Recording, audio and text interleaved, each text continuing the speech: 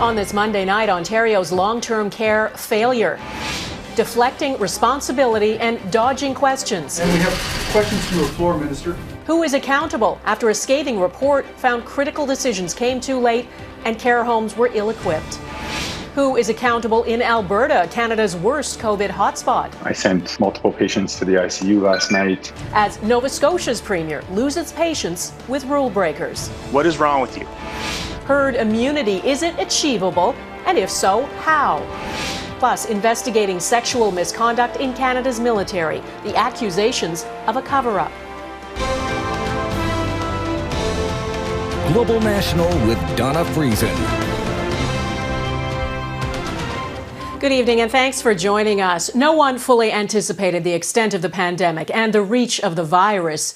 But there is one thing experts have said from the very beginning: speed trumps perfection, and the greatest error is not to act fast. And yet, a detailed report from Ontario's Long-Term Care Commission found critical decisions came too late, and the government's emergency response system proved inadequate to protect staff and residents from COVID-19. The second wave in Ontario was more deadly than the first, and the iron ring Premier Ford promised to put around long-term care homes never happened. More than 3,700 Ontarians died in long-term care. That report was released late on Friday night. Today, the Minister of Long-Term Care took just 3 questions about it. I'm grateful to the Commission for what they have provided as a guide, and we will move forward. So appreciate everyone's interest. Thank you.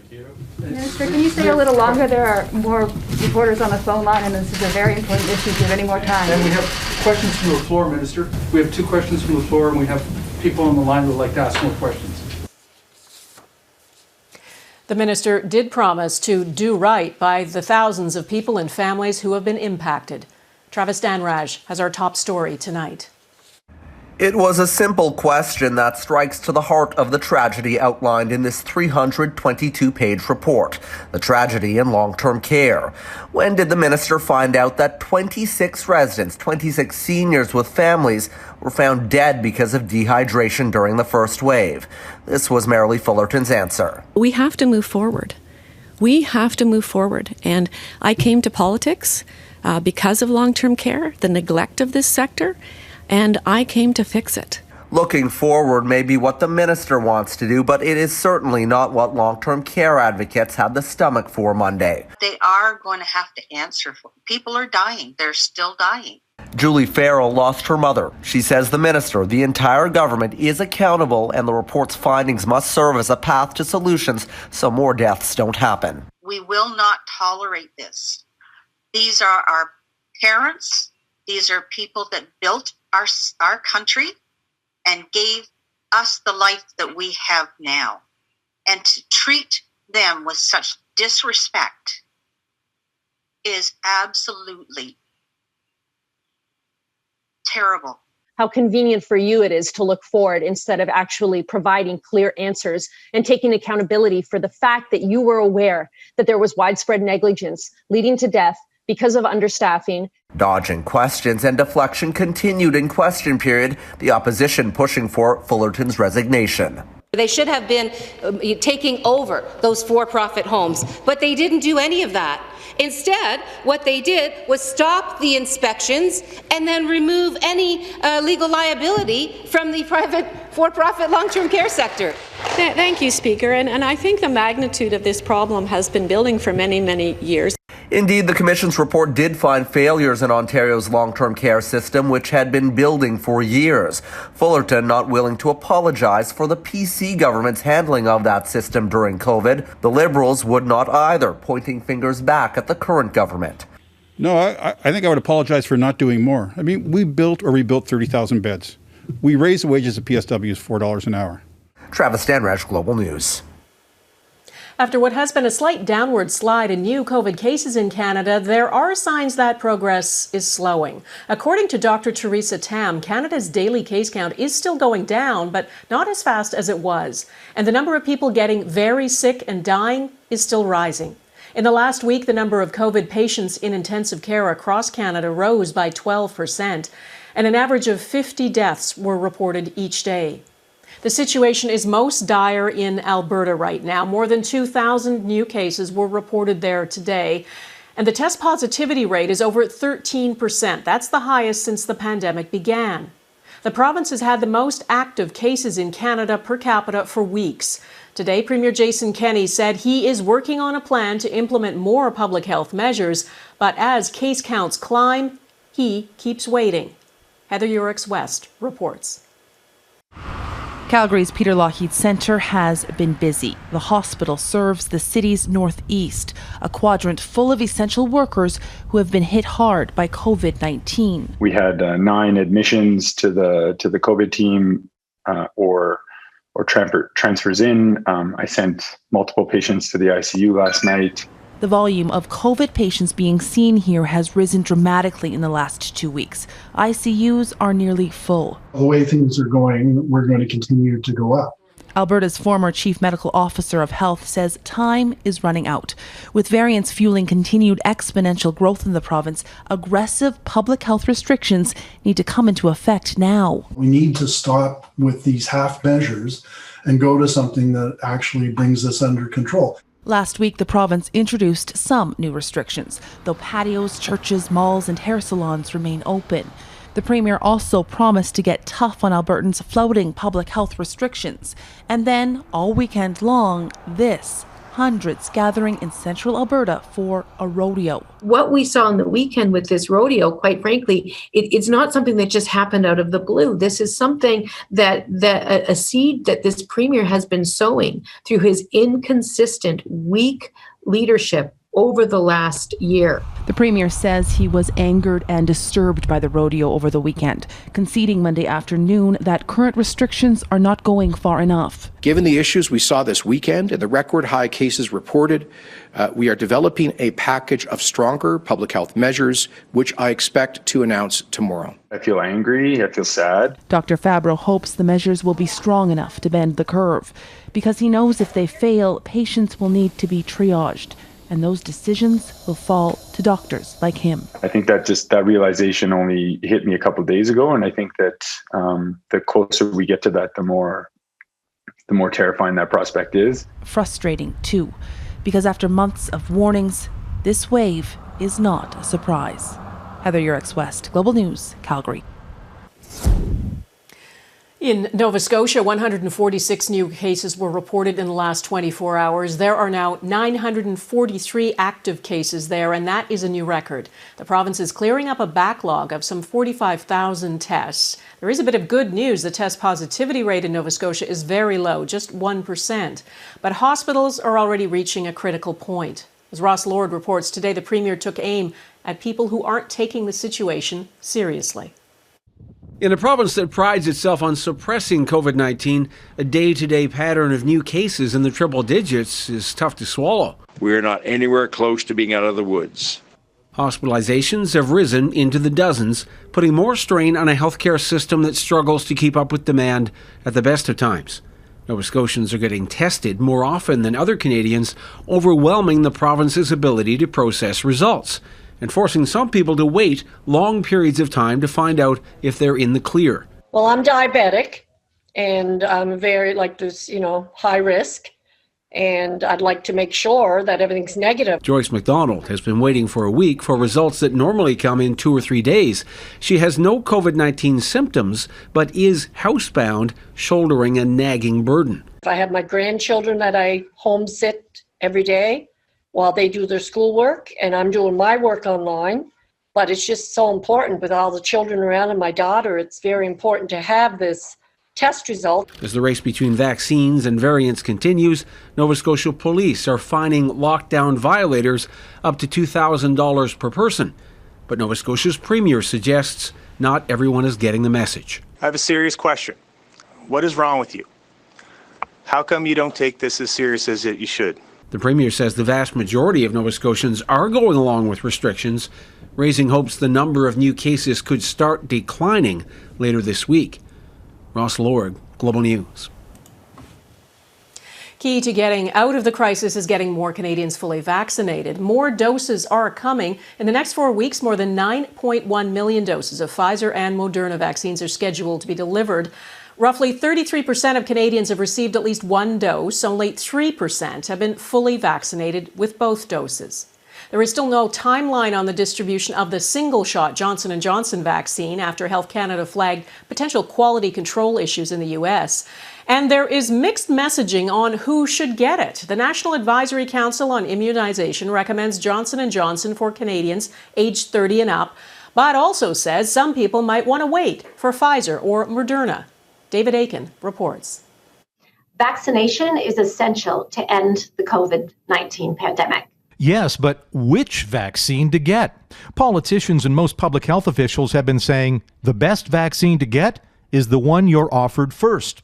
But the doctors on the National Advisory Committee on Immunization, known as NACI, well, they have a different message. What we've said all along is that the mRNA vaccines are the preferred vaccine. The mRNA vaccines are Pfizer-BioNTech and Moderna, not AstraZeneca or Johnson & Johnson. Individuals need to have an informed choice to be vaccinated with the first vaccine that's available or to wait for an mRNA vaccine. But the implicit message from NACI to delay getting one vaccine in favor of another is the last thing frontline emergency room doctors want to hear. It's very frustrating to hear that recommendation. The recommendation should be, and has always been, by physicians on the ground to take the first vaccine available to you as soon as possible. Or public health officials battling the pandemic. The bottom line is, take whatever vaccine you're offered. But for now, the first Johnson & Johnson vaccines, the first single-dose vaccines approved for use in Canada, are held up. A first shipment of 300,000 doses arrived last week, but Health Canada held them back over concerns that an ingredient may have been contaminated during their manufacture at a plant in Baltimore, Maryland. It's certainly being held in freezers in good condition, and until obviously Health Canada does its due diligence. And I can't give a timeline. I would leave that to Health Canada. And so it may be Pfizer-BioNTech to the rescue. 2 million doses of that vaccine are arriving in Canada this week and every week during the month of May. David Aiken, Global News, Ottawa. The National Advisory Council on Immunizations has also issued new guidance for pregnant women. It's recommending those who are pregnant get vaccinated against COVID-19, but says if the benefits outweigh the risks. The Pfizer and Moderna vaccines are preferred over AstraZeneca because of the risk of rare blood clots. The city of Iqaluit has declared a state of emergency after a surge in COVID-19 cases. 8 new infections were reported in Nunavut today, all in the capital city. There are now 85 active cases in the territory involving the B117 variant. Nunavut is also suspending its travel bubble with the Northwest Territories because of rising case numbers in Yellowknife. More than 100 million Americans, nearly 40% of all adults, are now fully vaccinated, and the governors of 3 U.S. states, including New York, say most public health restrictions will soon be lifted. Today is a milestone for New York State and a significant moment of transition. On May 19th, New York, New Jersey, and Connecticut plan to lift most COVID-19 capacity restrictions based on a steady decline in the positive COVID-19 tests and hospitalizations. Restaurants, retail, offices, arts and entertainment venues, and other services will welcome back crowds. New York City plans to restore 24-hour subway service on May 17th. Well, nowhere in the world is seeing a more devastating wave of COVID-19 than India. 368,000 new infections were reported there today. It is the 12th day in a row with daily case counts above 300,000. Death is everywhere. More than 3,400 people are dying every day. Shortages of life-saving medical oxygen are leaving many patients without any chance of survival. Oxygen-producing equipment is now coming in from other countries. On Sunday, India's Supreme Court urged national and state governments to consider imposing lockdown measures to limit the spread and allow time to build up an emergency supply of oxygen. Nearly 3 months after the federal government declared the Proud Boys a terrorist entity, the Canadian chapter of the group now says it has officially dissolved. In a statement, members of the far-right group claim they were never terrorists or a white supremacy organization. They say they were just regular patriotic Canadians. They claim they've run into financial difficulties from trying to overturn the government's terrorist designation. In February, Canada said the group posed an active security threat and played a pivotal role in January's deadly attack on the U.S. Capitol. More than a dozen group members face charges in connection with that violence. And there is some personal news tonight about one of the world's most powerful couples. Bill and Melinda Gates have announced they are getting divorced after 27 years of marriage. The couple met at Microsoft in 1987, married and raised 3 children. In 2000, they created the nonprofit Bill and Melinda Gates Foundation, which has given billions to a range of initiatives, including global health and alleviating poverty. In a statement on Twitter, the couple said they will continue to work together at the Gates Foundation, but said, "We no longer believe we can grow together as a couple in this next phase of our lives." The investigation into sexual misconduct in Canada's military. Coming up, why the federal Liberals are being accused of a cover-up.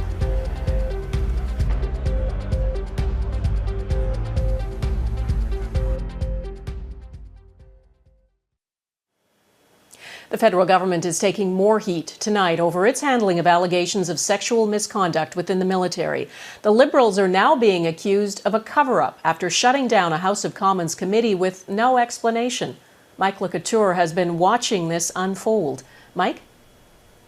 Well, Donna, the Committee on National Defense has been working for weeks on who knew what when it comes to the allegations of sexual misconduct against the former Chief of the Defense Staff, General Jonathan Vance. It was supposed to meet today, but that meeting was abruptly cancelled at the last minute. They were supposed to continue debating a motion first brought up last week to call the Prime Minister's Chief of Staff, Katie Telford, as a witness. The Liberals have offered no explanation for cancelling the meeting, except for this comment by the committee chair in question period. That the Defense Committee will be meeting at its normal time this coming Friday at 1 o'clock. Still, opposition members expect the Liberals to continue filibustering in the committee to block attempts to have Telford testify. Well, that's the only logical conclusion that you can draw, is that they're afraid of what she will reveal in any such testimony. Prime Minister Justin Trudeau has said no one in his office knew the allegations against Vance were a Me Too complaint. But documents obtained by Global News show bureaucrats labeled them allegations of sexual harassment. Vance has denied all allegations of inappropriate behavior. Opposition MPs say shutting down the committee is a continuation of a cover-up by the Liberals. And it's why the Conservatives introduced a motion that will be debated on Tuesday to have Telford turfed. So she made a decision to either keep this from him or his description of his involvement isn't truthful. Either one of those options is troubling. The NDP has said it will not support that motion, saying the 2 people responsible for how this was handled are Defence Minister Harjit Sajjan and Prime Minister Justin Trudeau. Donna? All right, Mike LeCouture in Ottawa, thanks. A potential return to normal life still ahead. Is herd immunity achievable?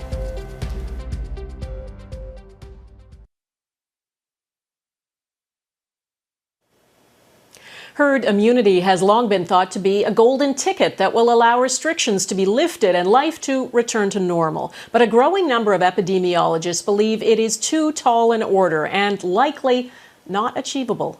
Eric Sorensen explains why. More than half of American adults have received at least one vaccine dose, but the vaccination rate is falling. I do not plan on getting it unless I am forced. Vaccine hesitancy has slowed demand, even as COVID variants require a higher percentage to be vaccinated. And many experts now believe the U.S. will not reach herd immunity. And now that we really understand the role that these variants are playing and how much the variants do change the contagiousness of this virus, herd immunity has become elusive. Herd immunity was the ultimate goal, to vaccinate our way entirely out of the pandemic.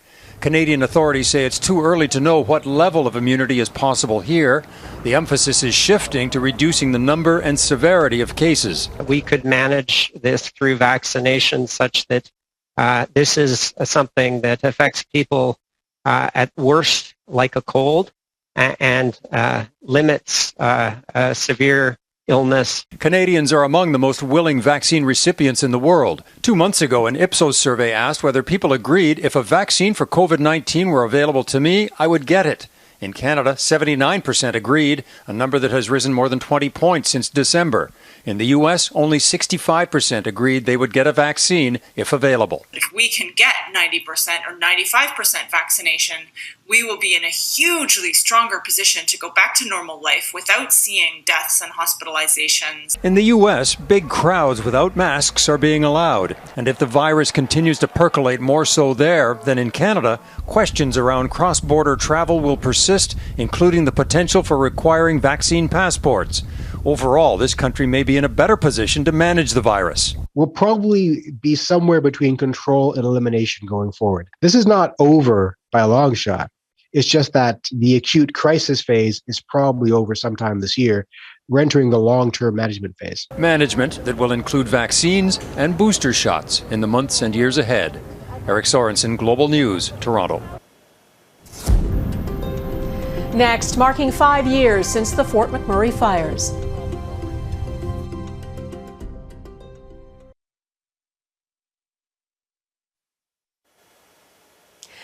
Anyone who lived through the wildfire in Fort McMurray, Alberta knows what day this is. 5 years ago, a ferocious fire nicknamed the Beast ripped through town. This is Fort McMurray burning. We were live that night as a wall of flames leapt into town. Almost 90,000 people, the entire population of Fort McMurray, had to flee, making a terrifying drive on the only road out. Police say the fire was human-caused, but they don't know if it was arson. More than 80% of the community has since been rebuilt, but boy, those memories linger. That is Global National for this Monday. Thanks for watching. Hope to see you here again tomorrow. Take care of yourselves. Bye-bye.